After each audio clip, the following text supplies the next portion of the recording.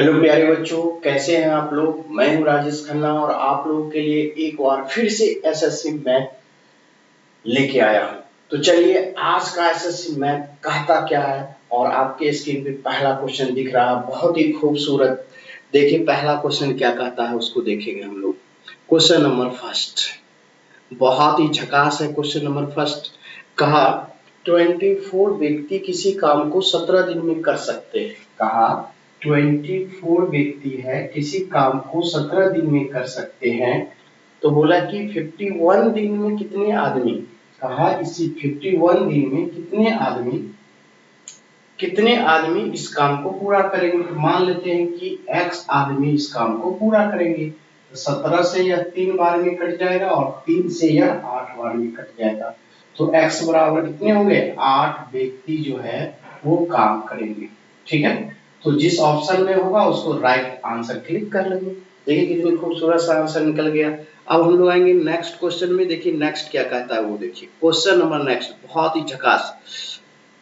Question number next पे आ जाएंगे हम लोग। क्वेश्चन नंबर नेक्स्ट कहा कि एक चक्रीय चतुर्भुज एबीसीडी में एबी भुजा को बिंदु x तक बढ़ाया गया। बहुत ही झकास। सबसे पहले हम लोग फिगर ड्रॉ कर लेंगे।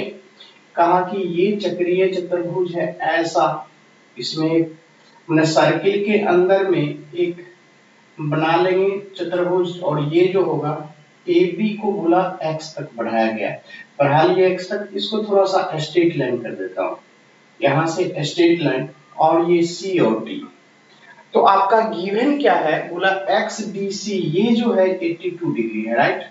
तो हम लोग थ्योरम क्या जानते हैं, यहाँ पे देखिए थ्योरम जानते हैं, किसी भी चक्रीय चतुर्भुज के एक भुजा के बढ़ाने से जो बहिष्कोण बनता है, ये यहाँ पे x, ये जो x है ये सुदूर अंतः कोण के माने अंतः सम्मुख कोण के बराबर होता है। ये जो बहिष्कोण होता है अंतः सम्मुख कोण के मतलब इस कोण के बराबर होता है। ये थ्योरम होता है। किसी भी चक्रीय चतुर्भुज में एक भुजा के बढ़ाने से बना बहिष्कोण अंतः सम्मुख कोण के बराबर होता है। यहाँ पे x तो यहाँ पर भी x होगा। इसका मतलब ये 82 है तो ये पूरा का पूरा 82 हो जाएगा ना, राइट। अब क्या गिवन है, 82 से मैंने ये थ्योरम से ये निकाल लिया। अब पढ़ता हूं, फिर कहा कि ADB 47 है, ADB, तो इसको ऐसे मिला लिया और ये पार्ट 47 है, तो 82 में से 47 चल जाएगा। और यही तो आपसे पूछा, क्या पूछा आपसे, BDC यानी BDC ये वाला पार्ट एंगल BDC पूछा। तो BDC बराबर कितना होगा, यहाँ से 82 में से 47 को घटा लेंगे, 82 में से 47 चला जाएगा तो क्या होगा आपका, यहाँ से 5 और ये आपका 7 में से 4 जाएगा 3, यानी कि 35 डिग्री राइट आंसर हो गया। देखिए कितनी सुनहरे अक्षरों से आपका आंसर आ जाता है, बहुत ही खूबसूरत। अब हम लोग चलेंगे नेक्स्ट क्वेश्चन। नेक्स्ट क्या कहता है वो देखिए, और ये नेक्स्ट आपके स्क्रीन पर देखिए क्वेश्चन नंबर 3 बहुत ही झकास। बोला अंकित मूल्य क्रय मूल्य से 10% अधिक है। उसने बोला अंकित मूल्य जो है वो क्रय मूल्य से 10% अधिक है। कोई प्रॉब्लम नहीं है, अधिक है तो अधिक रहने दीजिए। बोला कि यह सीपी है, अगर सीपी को हम यहाँ पे 100 लेते हैं तो एमपी बोला इससे कितना अधिक है, बोला कि एमपी क्रय मूल्य से 10% अधिक है।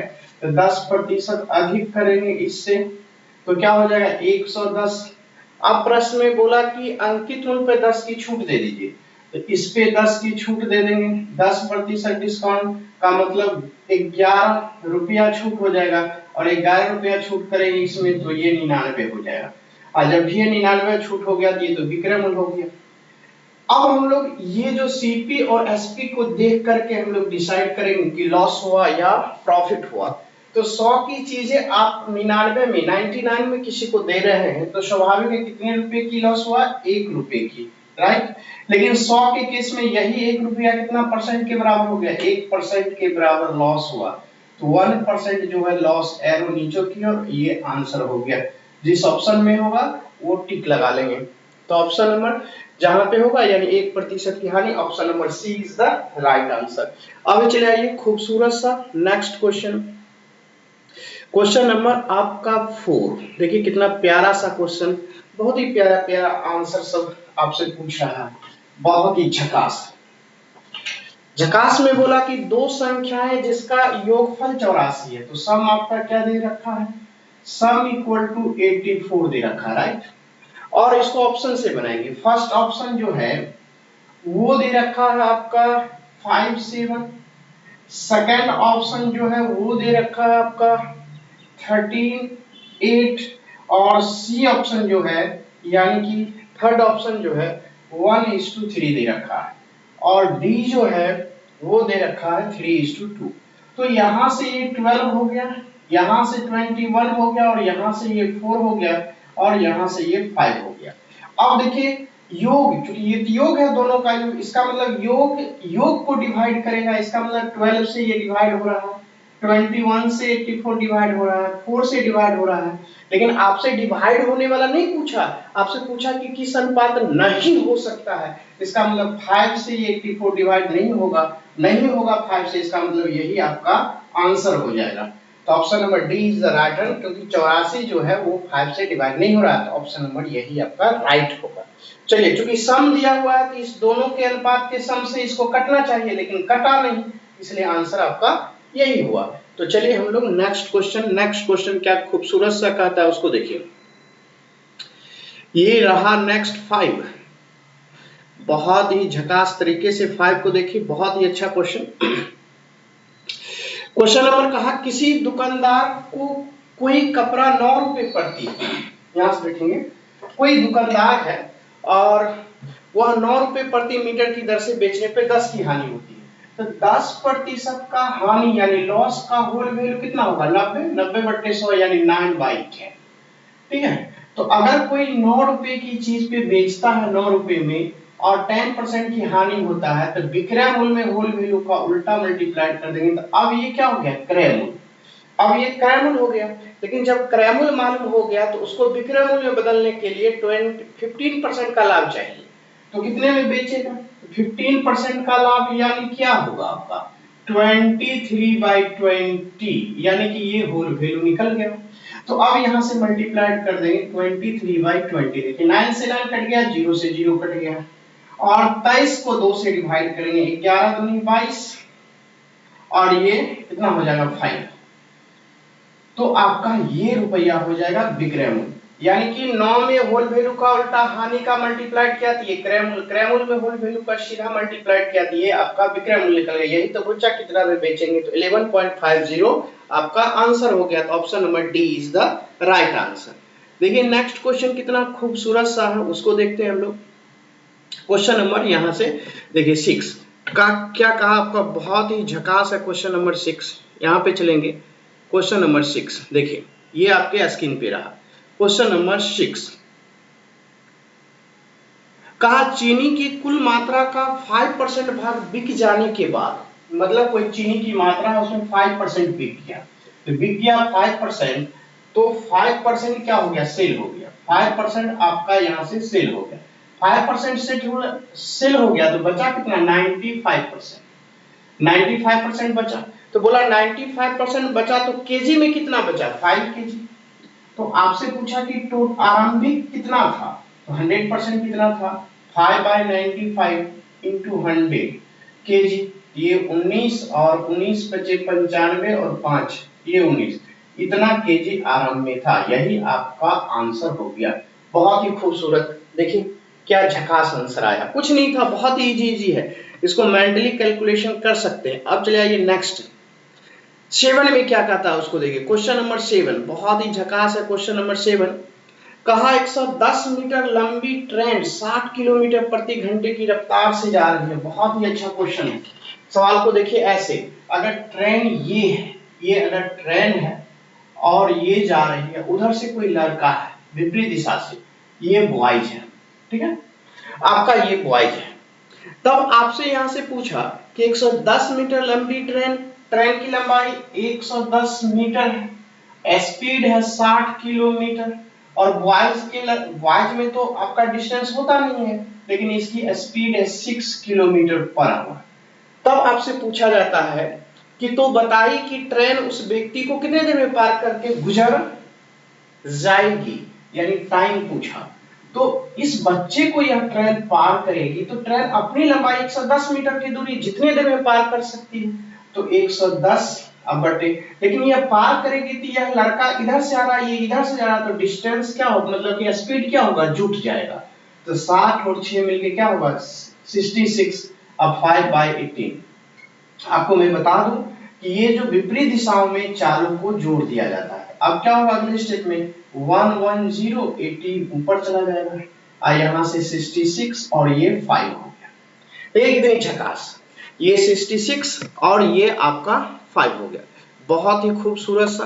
अब हम लोग यहाँ से आ जाएंगे, देखिए अब हम लोग यहाँ से करेंगे तो ऐसे, देखिए अब यहाँ से क्या होगा, काटेंगे इसको 5 से तो 22 हो गया, 22 पंचे 110, अब 22 से यह 3 हो गया और 3 से ये 6 हो गया, राइट। तो आपको कितने सेकंड लगा, लड़का को पार करेगा 6 सेकंड में करेगा, तो कितना खूबसूरत सा आंसर आ गया।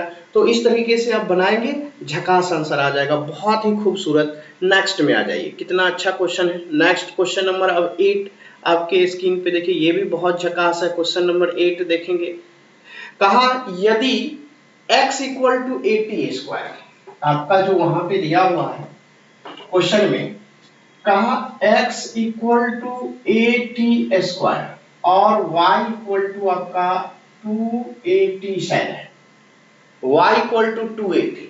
तो आप क्या करें, t का वैल्यू यहां से निकालिए, तो y बट्टे क्या हो जाएगा 2a, और इस x में पुट कर दीजिए t की जगह पे, तो t की जगह पे पुट कीजिएगा तो ये y का स्क्वायर, नीचे में 4a स्क्वायर, स्क्वायर से ये कट गया, अब ये y स्क्वायर बराबर ये 4a इधर आके मल्टीप्लाइड हो जाएगा 4ax।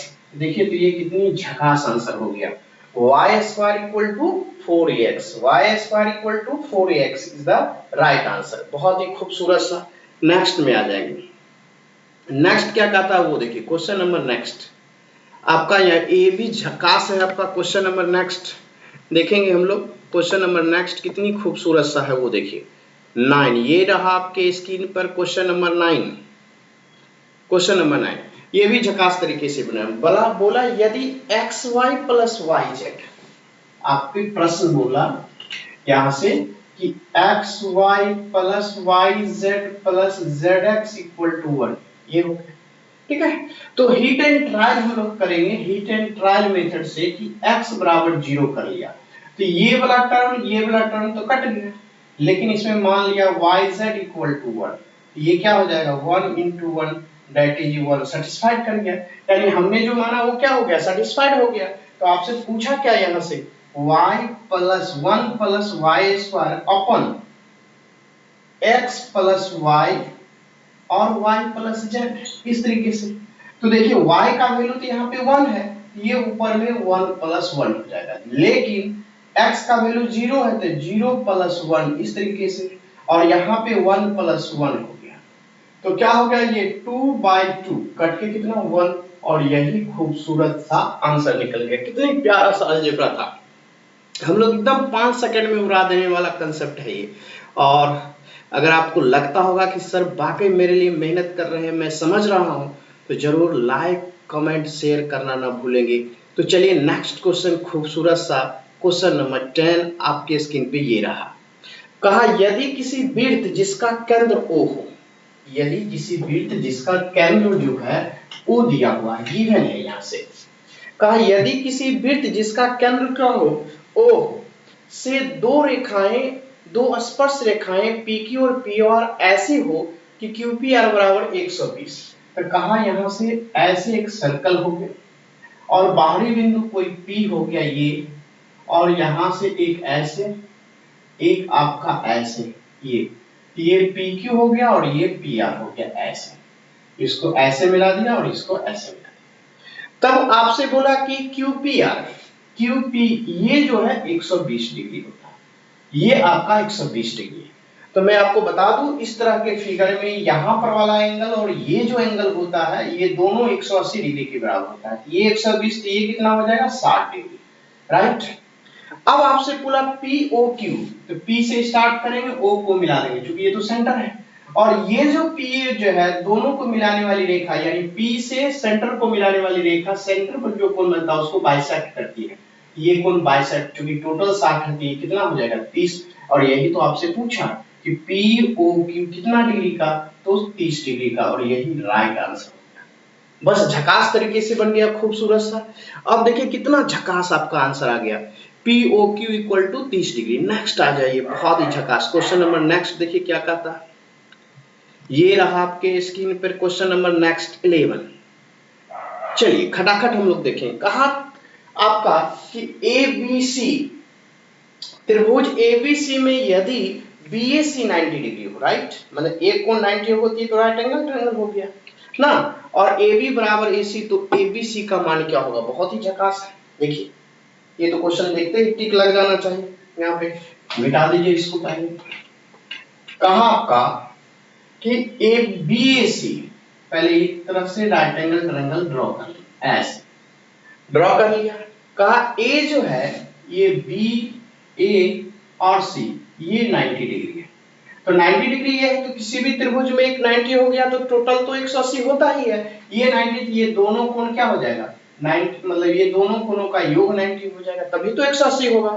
और उसमें बोला AB बराबर AC दिया हुआ, जब दो भुजाएं बराबर हो तो इसके सामने का कोण भी क्या होगा आपस में बराबर होगा XX। इसका मतलब ये तीनों को जोड़ेंगे x x 90 को तो 180 आएगा, x x मिलके 2x और प्लस 90 बराबर आपका 180, यानी कि ये 2x बराबर भी क्या हो जाएगा 90। इसका मतलब x बराबर कितना 45 डिग्री। तो हो गया, आपको यही तो पूछा ABC कितना, यहाँ पे पूछा ये एंगल ABC बराबर आपका क्या निकला, आपका यहाँ से 45 डिग्री आंसर हो गया।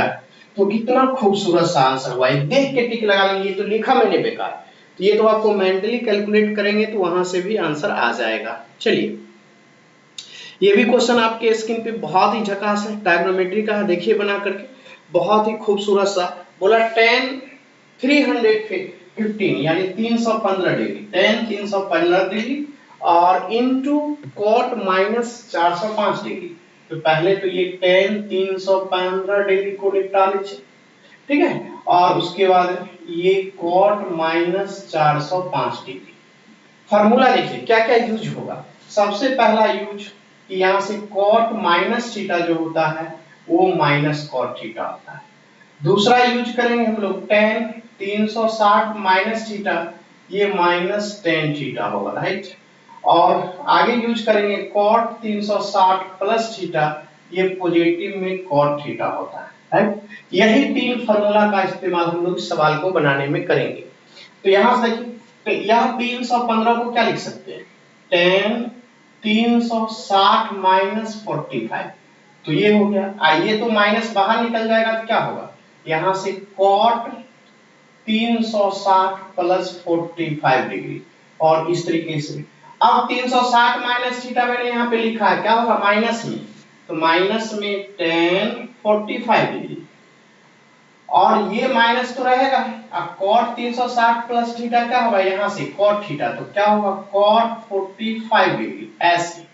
तो अब जरा गौर देखिए tan 45 भी 1 और cot 45 भी 1, लेकिन माइनस लगा हुआ, माइनस माइनस मिलके क्या होगा प्लस, और 1 into 1, इस तरह से आपका 1 राइट आंसर हो गया। कितनी खूबसूरत सा था। तो इस तीन फार्मूला को आप इस्तेमाल करेंगे, ये तो ऐसे ही झकाक से बना देंगे। तो चलेंगे हम लोग नेक्स्ट क्वेश्चन क्या कहता है उसको देखिए, बहुत ही खूबसूरत नेक्स्ट क्वेश्चन। नेक्स्ट क्वेश्चन आपका आ गया 13। कहा तीन संख्याओं में दूसरी संख्या पहली संख्या से दुगुनी। देखिए इसको भी देखिए कितनी खूबसूरत सा है, हम लोग एकदम गदा छुड़ा देंगे इसको।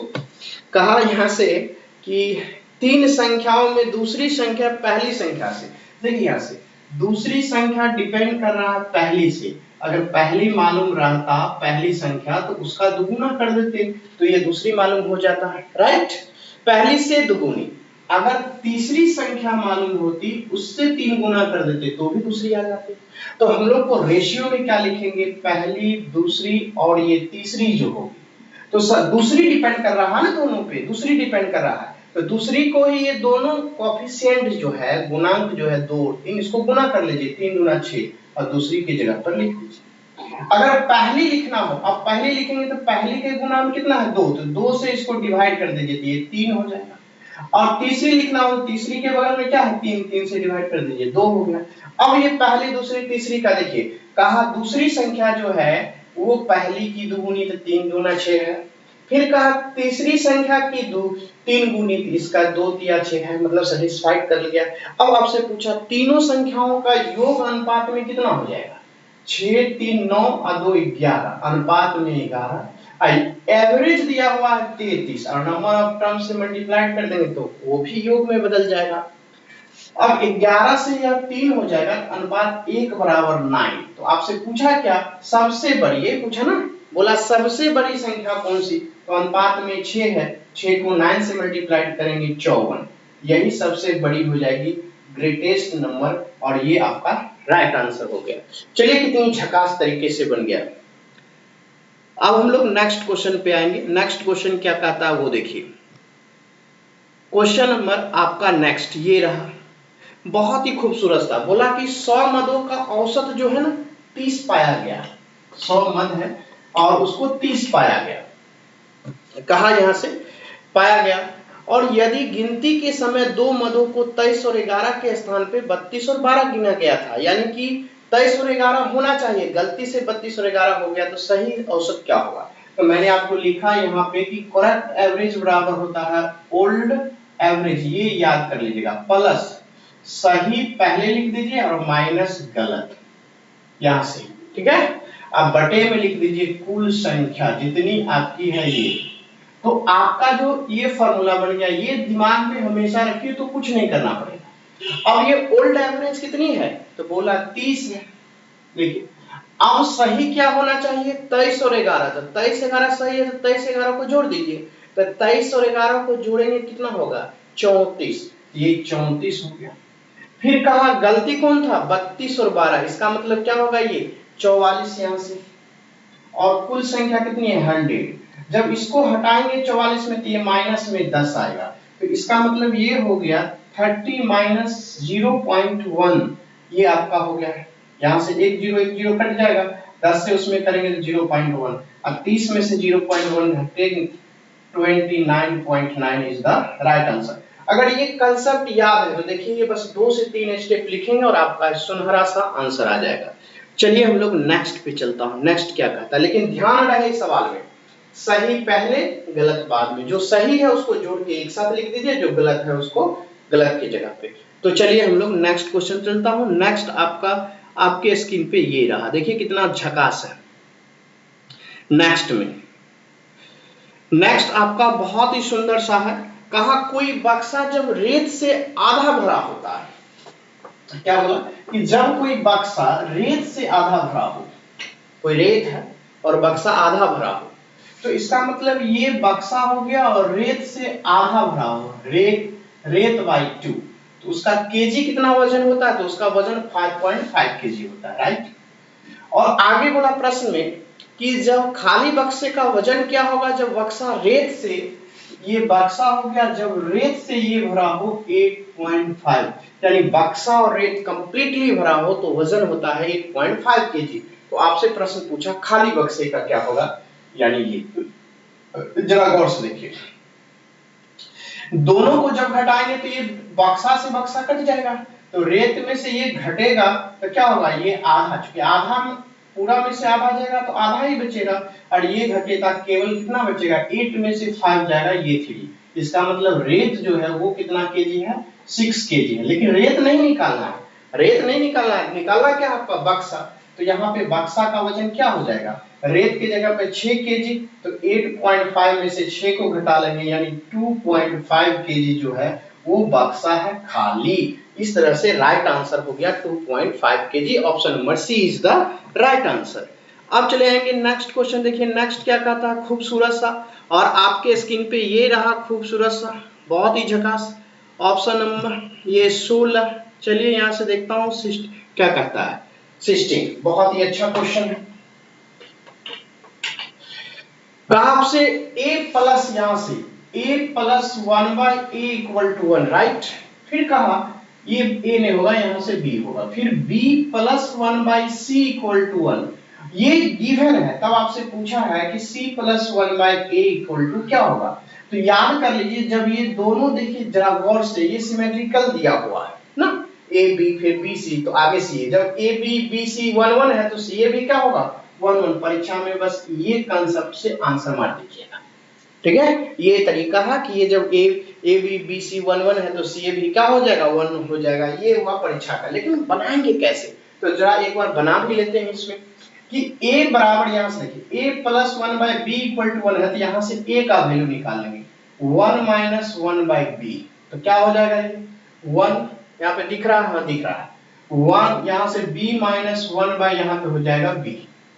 अब थोड़ा सा इसका माइनस अगर मैं कर लूं, यहाँ से चूंकि 1/a पुट करना है तो 1/a कर लूं, और यहाँ से क्या हो जाएगा यह b/b माइनस 1। लेकिन b माइनस 1 को हम कर लेते हैं यहाँ से b, और ये 1 माइनस b कर लेता हूं तो माइनस बाहर निकाल लेंगे, तो 1/a की जगह पे अब c का मान यहां से निकालिए, तो आपका क्या निकल गया a का वैल्यू निकल गया। अब यहां से c का, तो यहां से 1/c इक्वल टू क्या होगा 1/c यही रहेगा, तो b उधर चला जाएगा, तो 1 माइनस b। तो ये क्या होगा, ये 1/c बराबर 1 माइनस b है, तो c बराबर कितना हो जाएगा ये 1/1 माइनस b। अब इसी चीज को मैं यहाँ पे लिख दूं, ये c अब प्लस ये 1/a, तो c के जगह पर 1/1 माइनस b, और 1/a की जगह पे minus b 1 minus b, LCM दोनों का सेम है, तो ये हो जाएगा 1 माइनस b, और 1 minus b 1 minus b cut जाएगा, और ये हुआ। ये तो प्रूफ की बात हुआ, लेकिन परीक्षा में प्रूफ नहीं करना है, बस आंसर में टिक लगा देना है, ये आपका 1 होगा। तो चलिए कितनी झकास तरीके से बन गया देखिए, और मैं बता दूं बहुत ही अच्छा कंसेप्ट है। चलिए हम लोग नेक्स्ट क्वेश्चन क्या कहता है उसको देखिए। क्वेश्चन नंबर नेक्स्ट 17 आपके स्क्रीन पे रहा। क्वेश्चन नंबर नेक्स्ट 17 कहा, दो वृत्त बाहर से स्पर्श करते हैं तो उनके क्षेत्रफल का योगफल जो है 130 पाई है। बहुत ही अच्छा क्वेश्चन है, देखिए ये भी बहुत ही झकास। कहा दो वृत्त बाहर से, एक सर्कल ऐसा है और एक सर्कल ऐसा है जो बाहर से, इसका रेडियस अगर r हो, इसका रेडियस ये हो, तो कहा दोनों के क्षेत्रफल पाई r स्क्वायर और यहां से पाई r स्क्वायर 130 पाई है। तो पाई से पाई कैंसिल हो गया, इसका मतलब r square plus r square क्या हो गया 130, ठीक है। ये एक आया। फिर कहा उसने दोनों के केंद्रों के बीच की दूरी, अगर ये सेंटर हो, यहाँ पे सेंटर हो, तो दोनों को जोड़ेंगे, ये क्या हो जाएगा, ये सेंटर r प्लस r, ये कितना दिया हुआ है 14। जब दोनों के सेंटर को जोड़ा तो कितना हो गया 14। अब इस दोनों इक्वेशन को देखते हुए अगर मैं हीट एंड ट्रायल मेथड का प्रयोग करूं कि r बराबर 11, स्मॉल r बराबर 3, तो 11 और 3 जोड़ा तो ये तो सेटिस्फाइड हो गया। लेकिन जब इसको किया 11 का स्क्वायर 121 और 3 का स्क्वायर 9, ये 130 आ गया, इसका मतलब ये सही है। तो आपसे बोला सबसे बड़े वृत्त की त्रिज्या कितनी होगी, तो 11 सेंटीमीटर होगी, यही तो आपका राइट आंसर हो गया। देखिए कितनी खूबसूरत सा आंसर निकल गया, 11 आपका आंसर निकल गया, बहुत ही खूबसूरत। अब चलते हैं नेक्स्ट क्वेश्चन पे, देखिए नेक्स्ट क्या कहता है, ये भी आपका बहुत झकास है क्वेश्चन नंबर नेक्स्ट, और ये रहा आपका 18। नेक्स्ट देखिए कितनी झकास। कहा यहां से किसी समबाहु त्रिभुज में जिसकी भुजा जो है वो 24 सेंटीमीटर है, एक अंतःवृत्त हो और उसकी भुजाओं को स्पर्श कर रहा हो, मतलब एक अंतःवृत्त है जो त्रिभुज को स्पर्श कर रहा है अंदर से, और त्रिभुज का शेष भाग का क्षेत्रफल आपसे पूछा क्या होगा जब √3 इक्वल टू आपका और पाई का वैल्यू दिया हुआ है। तो चलिए हम लोग खूबसूरत सा क्वेश्चन है, इसको सॉल्व करते हैं। सबसे पहले तो समबाहु त्रिभुज ड्रॉ कीजिए। समबाहु त्रिभुज को ड्रॉ करेंगे, ये रहा ये समबाहु त्रिभुज यानी इक्विलेटरल, और इसके अंदर सा ऐसे ये आपका आर हो गया, राइट। और इसकी एक भुजाएं 24 दिया हुआ है, ये बोला ना जिसकी भुजा 24 हो। तो r इक्वल टू क्या होता है, अंतःवृत्त की त्रिज्या बराबर होता है a/2√3। तो a का वैल्यू यहां से 24 और यहां से 2√3, तो ये 2 से काट देंगे 12 और √3 से काटेंगे तो 4√3 आपका निकल जाएगा ये। आपका अंतःवृत्त की त्रिज्या ये होगी। अब यहाँ से अंतःवृत्त की त्रिज्या होगी तो इधर हम लोग क्या करेंगे, इधर आपका सर्कल जो अंतःवृत्त है उसका सर्कल का एरिया निकालेंगे, क्या हो जाएगा 22/7 यहाँ से, और ये अंतःवृत्त का एरिया यही होता है ना, अंतःवृत्त का जो एरिया होगा इधर पाई और आर स्क्वायर, यानी कि 22/7 गुने आर का स्क्वायर कितना हो जाएगा 16, 4 चौका 16 गुना 3। बस हो गया, बहुत ही अच्छा क्वेश्चन। तो यहाँ से नहीं दिखाई पड़ रहा तो थोड़ा सा मैं इसको छोटा कर दूं यहाँ से, चलिए अब दिखेगा कंप्लीटली यहाँ पे। तो कहा 16, अब इसको काट लीजिए तो क्या होगा 16 दूना 32, अब बचा कितना 3, फिर से 16 दूना 32 और 3 35 गुना 3 बटे में 7, फिर आपका क्या हो गया यहाँ से 3 दूना 6 अब 35 दिया 105 अब बटे 7। अब इसको करिए तो 7 से काटेंगे 15 सत्ते 105, 15 हो गया, 7 से लगेगा 1 0। अब क्या होगा 7 8 56, तो ये 60 है तो 56 बटा 4 40 7 बचे 35, तो अप्रॉक्सीमेट 150.85 जो है मैंने यहाँ पर ले आया 150.85। अब हम लोग को यहाँ से क्या करना है, ये तो हमने निकाल लिया, और मुझे एरिया निकालना है इसका। ये जो मैंने एरिया बनाया क्योंकि शेष भाग का बोला हमने सिर्फ सर्कल का एरिया निकाला, लेकिन इस त्रिभुज का भी, ये जो त्रिभुज है समबाहु त्रिभुज, इसका भी तो एरिया होगा। तो इसका एरिया क्या होता है फार्मूला से, इसका एरिया होता है √3/4 इंटू भुजा स्क्वायर जो भी भुजा हो, यहाँ से √3/4 इंटू भुजा स्क्वायर 24 का स्क्वायर यानी 24, ये कितना हो गया 6 हो गया। अब जरा गौर से देखिए, यह √3 का मान 1.732 राइट, और इसको 6 गुना हम लोग 24 लिख सकते हैं, देखिए कितना, और इस सब का गुना जब आप करेंगे, सबका गुना करते हैं इसको, तो ये आपका 249.4 के आसपास आएगा, इसका गुना कीजिएगा 249.4 के आसपास आएगा। इस तरीके से खींच कर अब इस दोनों को घटा लीजिए, क्योंकि यही तो है, जब पूरे माने त्रिभुज के क्षेत्रफल में से अगर ये सर्कल का क्षेत्रफल घटा लेते हैं तो आंसर आ जाएगा, कितना आएगा आंसर, छायांकित भाग का एरिया यानी रिक्वायर्ड एरिया, यही आपसे पूछ रहा है रिक्वायर्ड एरिया, ये हुआ रिक्वायर्ड एरिया, यानी जो आपका आंसर देना है। क्या होगा घट के, देखिए यहाँ से 5 हो जाएगा, 13 में से 8 जाएगा तो कितना होगा, अब 5 हो जाएगा यहाँ से तो कितना होगा 55, कहीं किसी ऑप्शन में है 5 तो दिया हुआ है। अब यहाँ से घटाइए 9, एक चला गया तो ये 8 हो गया, फिर यहाँ से ये कितना हो गया 4, तो 4 में यानी 14, 14 में से 15 जाएगा कितना बचा, 14 में से 5 तो 9 5 14, ये और एक में से एक कट गया 98.55, इसका मतलब अप्रोक्सीमेट वैल्यू क्या होगा आपका 98.5, 17 का आपका इस तरह से डी इज 18 का D is the right answer. कितनी खूबसूरत सा आंसर निकल गया, ये देखिए 98.5 सेंटीमीटर, बहुत ही झकास तरीके से मैंने बताया। पहले तो रेडियस निकाल लिया, पहले सर्कल का एरिया निकाल लिया, फिर ये क्या किया ट्रायंगल का एरिया निकाल लिया, दोनों का एरिया निकाल के घटा लिया, इस तरह से राइट आंसर हो गया। चलिए आएंगे नेक्स्ट क्या खूबसूरत सा कहता है उसको देखेंगे। क्वेश्चन नंबर नेक्स्ट 19, ये रहा आपके स्क्रीन पे 19, ये भी झकास तरीके से देखिए। क्वेश्चन नंबर 19 कहा जब सूर्य का उन्नयन कोण 30 डिग्री से बढ़ के, बहुत ही अच्छा है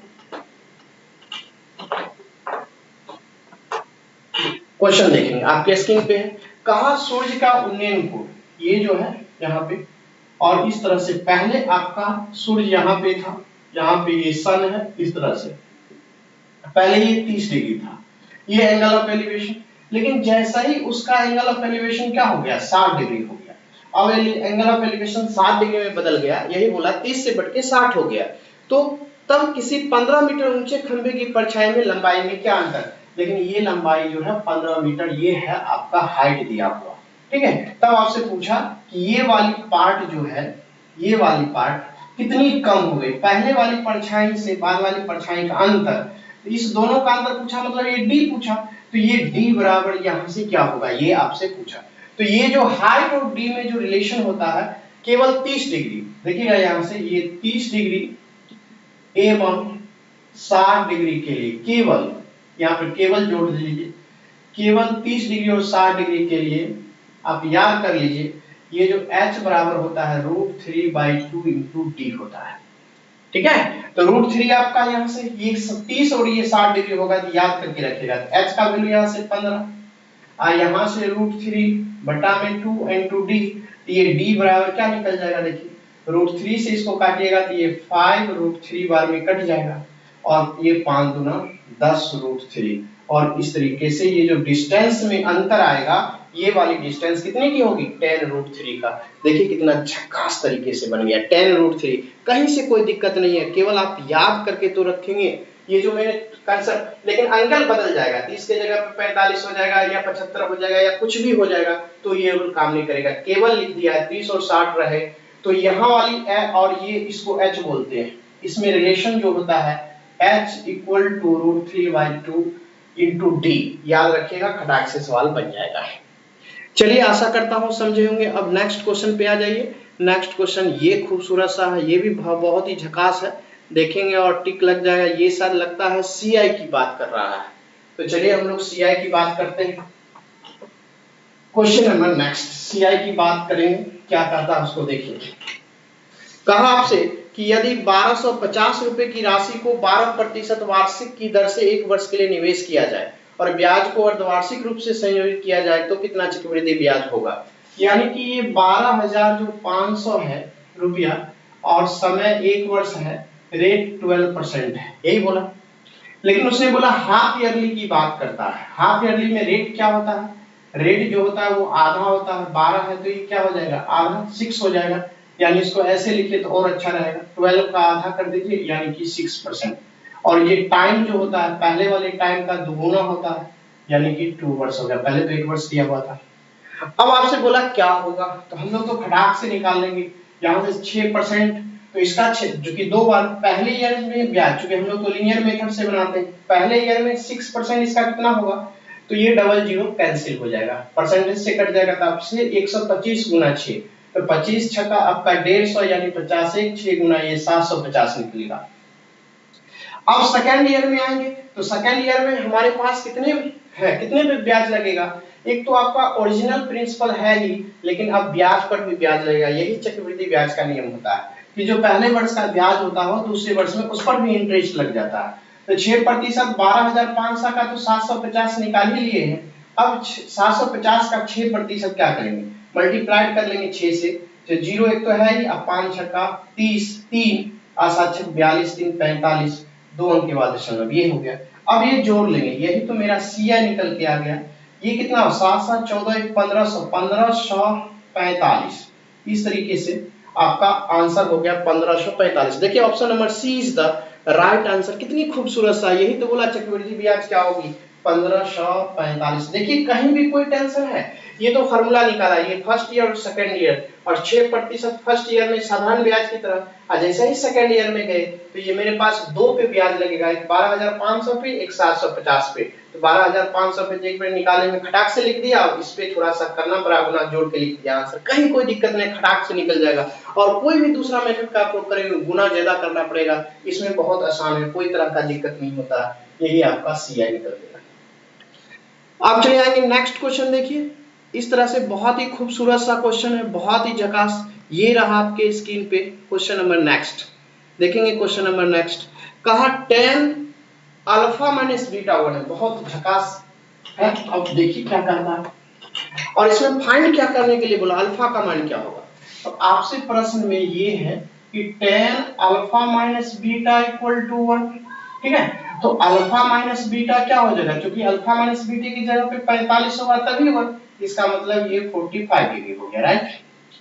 अब उसने क्या किया, कहा सेक अल्फा प्लस बीटा, यहां से सेक अल्फा प्लस बीटा जो है ये 2/√3, तो अल्फा प्लस बीटा बराबर क्या हो जाएगा, सेक में कितने डिग्री में होता है, सेक में 30 डिग्री में होता है, ठीक है।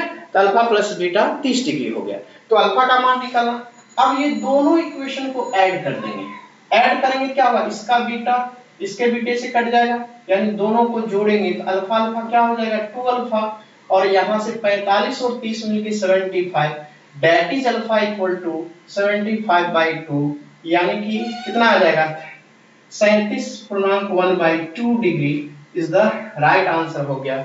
और आशा करता हूं कि आज की क्लास में बहुत मजा आया होगा और लगता होगा कि सर मेरे लिए वाकई मेहनत करते हैं। तो क्या करना है, पहले आप लोग सब्सक्राइब नहीं किए हैं तो पहले सब्सक्राइब कर लें ताकि हर नोटिफिकेशन आपको सबसे पहले आप तक पहुंचे। इसके लिए सब्सक्राइब करना ना भूलेंगे, साथ में कमेंट लाइक जरूर करेंगे। थैंक यू, धन्यवाद। फिर हम लोग अगले वीडियो में मिलते हैं, तब तक के लिए धन्यवाद।